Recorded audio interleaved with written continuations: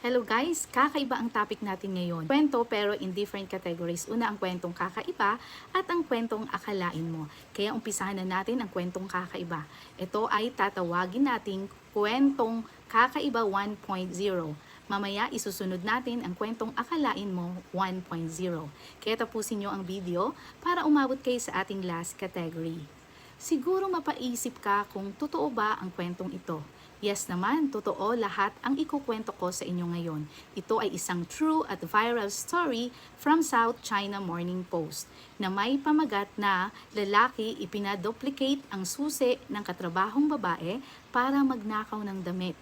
Ang kwentong ito ay nangyari sa Tokyo, Japan. Si Yuki Murai ay 27 years old na lalaki at araw-araw na pumapasok sa bahay ng kanyang kaopisinang babae nang hindi namamalayan at 20 beses itong nangyari. Si Yuki Murai ay isang office worker sa Tokyo. 6 months later, may bagong hire ang kumpanya na isang babae at kursunada ni Murai ang babaeng ito. Simula noon, nakuha ni Murai ang atensyon ng babae. Nagte-text ito, ngunit isang araw, hindi na nag-reply si babae kay Yuki. Dahil hindi sumagot si babae sa kanyang mga text, isang gabi, nag-overtime si babae sa opisina at nagkaroon ng chance si Yuki Murai na kuhanin ang susi sa bag ng girl. Kinuha niya lahat ng detalye ng susi at nagpa-duplicate sa key duplicating service online. Siguro, nakuha na ng picture and everything dahil kopyang-kopya ito. Nang magtagumpay na maduplicate ni Yuki ang susi, ginamit niya ito para makapasok sa apartment ng babae. At tuwing gabi, nang hindi namamalayan ng babae. Habang natutulog si babae sa loob, si Yuki ay panay kuha ng larawan sa lahat ng sulok ng apartment. Ginagawa niya iyon nang walang kamalay-malay si babae at nagnanakaw siya ng mga damit bilang souvenir. Kaya dali-daling nag-report si girl sa police at naglagay siya ng mga hidden cameras sa loob ng kanyang apartment.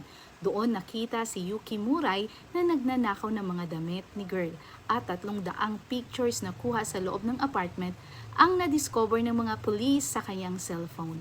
Dito kinasuhan si Yuki Murai ng Tokyo Metropolitan Police ng kasong illegal breaking and entering. Pahayag ni Yuki, gusto niya lang magparamdam sa babae dahil hindi umano ito sumasagot sa text. Para sa ating kwentong akalain mo, may isang parke sa La Habana, Cuba na may statue ni John Lennon. May binabayarang gwardya na nakaupo sa tabi nito at binabantayan ang statue ni John Lennon. Ang gwardya ang nagsusuot ng salamin ni John Lennon. Dahil palagi umano itong ninanakaw o sinisira, guys, akalain nyo, ang piloto at ang co-pilot ng isang flight ay magkaiba ang pagkain siniserve sa kanila. At bakit kaya magkaiba sila ng pagkain? Ito ba ay personal choice nila or talagang may favoritism sa kumpanya? Lahat ng speculations na yan ay mali. Ang reason kung bakit magkaiba ang kinakain nila during their flight dahil for safety reason. Ayon sa Discovery, kung may lason ang food, at least isa lang umano ang maapektuhan at may matitira pang isa para magpalipad ng eroplano. Akalain mo yon?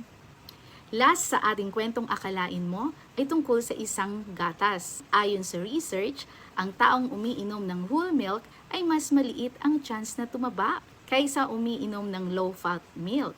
Akalain mo yon? May ganun pala. And that's all for today. This is Sel, aka Lalang from News Publishing Bel Ausa Content and Articles. Hanggang sa muli, thank you for watching!